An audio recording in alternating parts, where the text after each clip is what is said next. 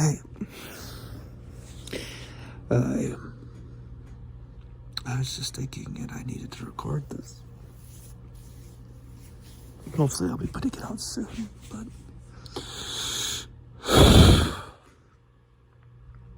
I've realized sometimes that I don't put as much emphasis on things as I should, because I grew up with knowledge of God and of Christ Jesus and of what his salvation means and of what he did for me and for everyone. I grew up with this, with me.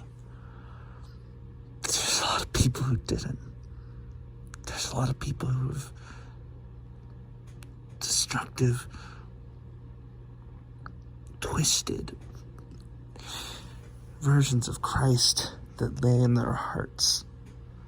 Something that's misunderstood and entangled with all the sinful nature of the world.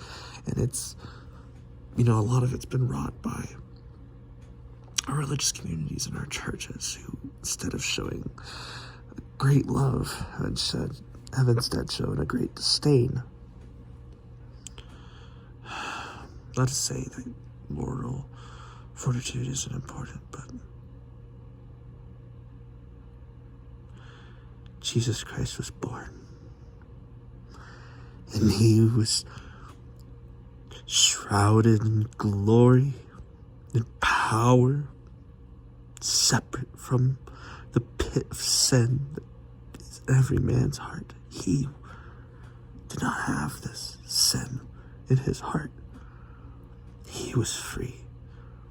He was free as long as he did not take the mantle of sin upon him, as long as he walked a righteous path, then he would find glory in performing his act for God.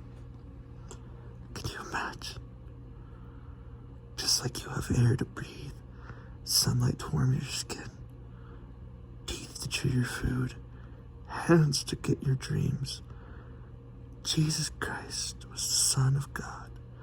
He had the ear of the Father, whose eyes were always on him, watching him grow, loving him. Imagine the person you love most in the world.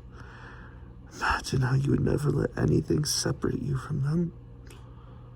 Imagine what you would do to compromise to. You would never want them to be torn from you. You would never willingly let them leave or go, would you?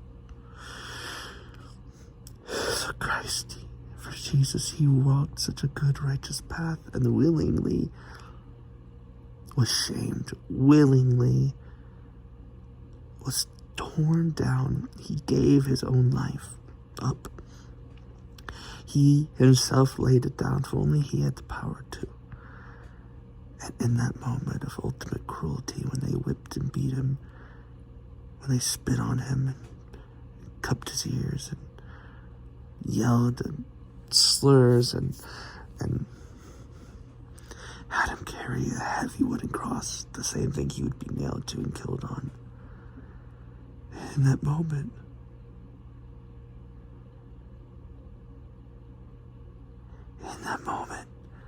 where he was saving us, where he took every sin, he was torn away from the greatest love that'll ever exist, torn away from his Father, something he'd never been without, like you'd never been without air. He was separate, he was scared, he cried tears of blood in the Garden of Gethsemane. Take this cup from me, Father, he cried on the cross. Father, please, why, Father? Why have you forsaken me? Jesus is flames. He's power incarnate. He's the whipping wind of a storm. He's virulent and brash and wonderful, and love surrounding, completely enrapturing. He's so beautiful. And to think of that pain we caused him, that he willingly took, that he decided to willingly take before we ever were created. God chopped off his own arm, his right arm.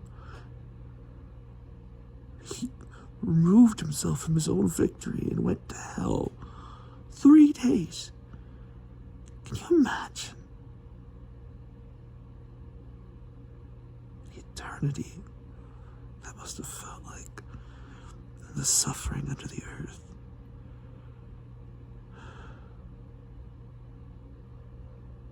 How scared Jesus was. How afraid Jesus was. He loved us so dearly. He sacrificed so much. And the least we can do to share in his glory, to lift him up and praise his deeds, is to try to do the same for others in the name of him who did it for us. And that's what Christianity is.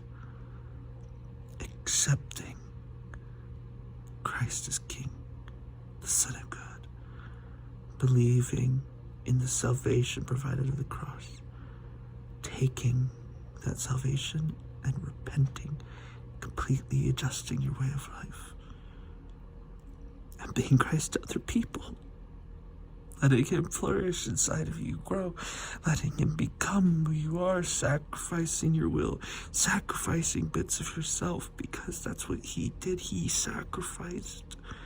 And in doing that, and running this race here, you will be united completely. You will gain back doubly, quadruply as much as you've given in this short period of testing time. Can you sacrifice for the moment to gain life for eternity, to gain glory, hope, and love for eternity, to bask in the love for eternity? I would sleep at his feet. That's all I want. Just sleep at his feet and hold him close. That pain for me, how he could do that for me. Can you just feel that love if you focus? Feel the love of someone who would separate themselves from something so vital for you, not even counting his death. Not even counting his death. He gave up his breath. He was scared. But he loved us. He loves you. Anyway, that's all I wanted to say. I'm filming this at night, so good night.